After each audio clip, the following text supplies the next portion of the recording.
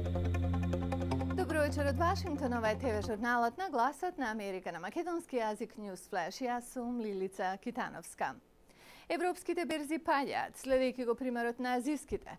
Цената на бензинот исто така паѓа, што не е така лоша вест за потрошувачите, но е индикација за намалена побарувачка. Еве подетално како стојат работите на економски план.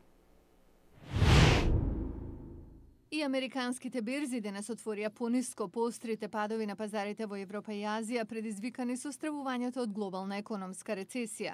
Dow Jones индустрискиот просек падна за околу 1,5% во раната размена, додека S&P 500 и Nasdaq падна за близу 2%. Поголемите индекси во Лондон, Париз и Франкфурт беа пониски за 3 до 6% во раната попладневна трговија. Пред тоа, Хенг Сенг на Хонг Конг падна за близу 13% на затварањето, додека токискиот индекс Nikkei падна 6%, што е најголем пад за 26 години. Јапонските акции беа пониски, додека јенот зајакна во однос на доларот, правејќи го јапонскиот извоз поскап во странство. Јенот се менуваше за околу 93,2 спрема доларот. Групата 7 индустриализирани држави изрази загриженост во неделата заради големите промени на вредноста на јенот и вети дека ќе преземе соодветна акција за стабилизирање на финансиските пазари. А цената на сировата нафта падна во Њујорк, додека инвеститорите претпоставуваат дека глобалната рецесија ќе ја преполови побарувачката на енергија. А од другите вести, демократскиот председателски кандидат Барак Обама и неговиот републикански противник Џон Макејн водат кампања во две густо населени сојузни држави, на кои се гледа како на круцијални за победа на изборите на 4 ноември. Обајцата имаат организирано собири во Пенсилванија и во Охајо. Според истражувањата на јавно мислење во просек, изведен од realclearpolitics.com, демократскиот кандидат е пред сенаторот од Аризона за повеќе од 7% поени.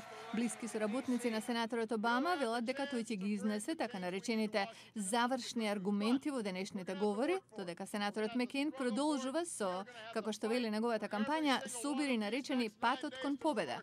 А во меѓувреме републиканскиот подпредседателски кандидат Сара Пејлин има настан во Вирџинија и нејзиниот демократски колега Џо Бајден води кампања во Северна Каролина. Во неделата најголемиот весник во Аљаска го поддржа Обама. Весникот ја критикуваше економската политика на Макејн, а за Пејлин, која е гувернер во оваа традиционално републиканска држава, вели дека не е подготвена да стане председател во случај 72 годишниот Макејн да умре додека е на функција.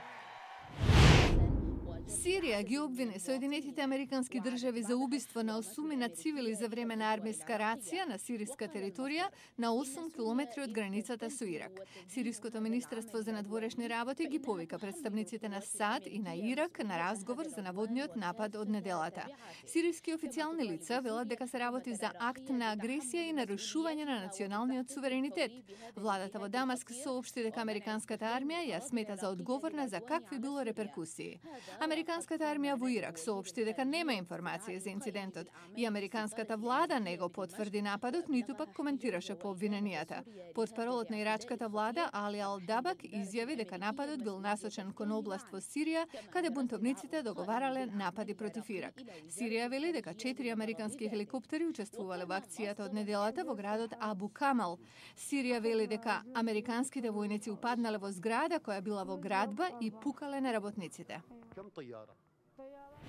1928 година во предградие на Лос Анџелес, спокојниот живот на самохраната мајка Кристина Колинс е потресен кога незиниот 9-годишен син Волтер исчезнува.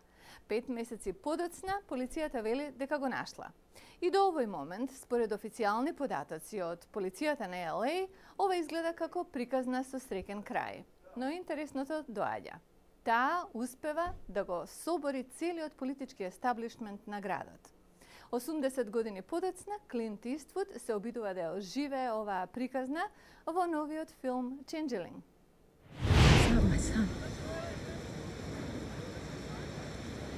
What?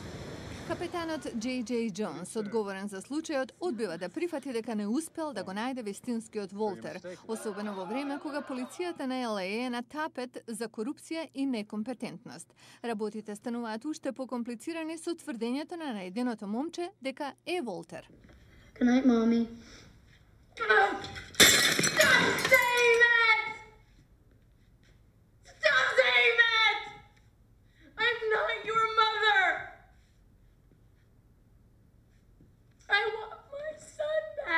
Решена да го најде синот, Кристина собира докази за неговиот идентитет. He's 3 inches shorter. I measured him on the chart. Well, maybe your measurements are off. Look, I'm sure there's a reasonable explanation for all of this. He's circumcised, and Walter isn't. Капетанот Джонс ја смета за хистерична и го отфрла нејзиното тврдење. Анџелина Џоли ја интерпретира Кристина. Таа вели дека тогаш жените не можеле да им се спротистават на мажите. Тие го имаа последниот збор. Лесно можеа да кажат, премногу сте емотивна, жена сте, мајка, не размислувате јасно и сите ќе се согласеа. Ситуацијата на Кристина се влошува кога капетанот Джонс ја апси и ја испраќа во психијатриска клиника.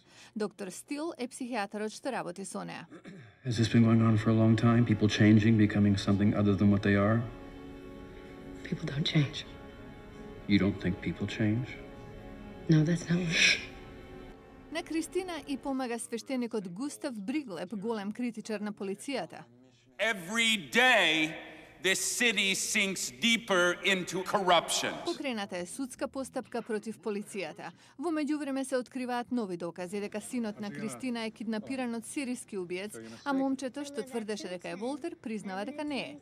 Клинт Иствуд вели дека е тешко да се верува дека приказната е вистината.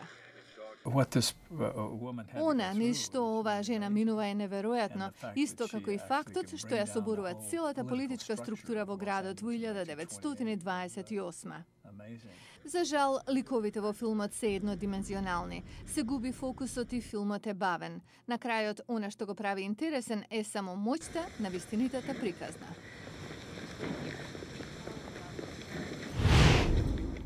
Го гледавте News Flash на Гласот на Америка на македонски јазик, а јас сум Лилица Китановска. До гледање.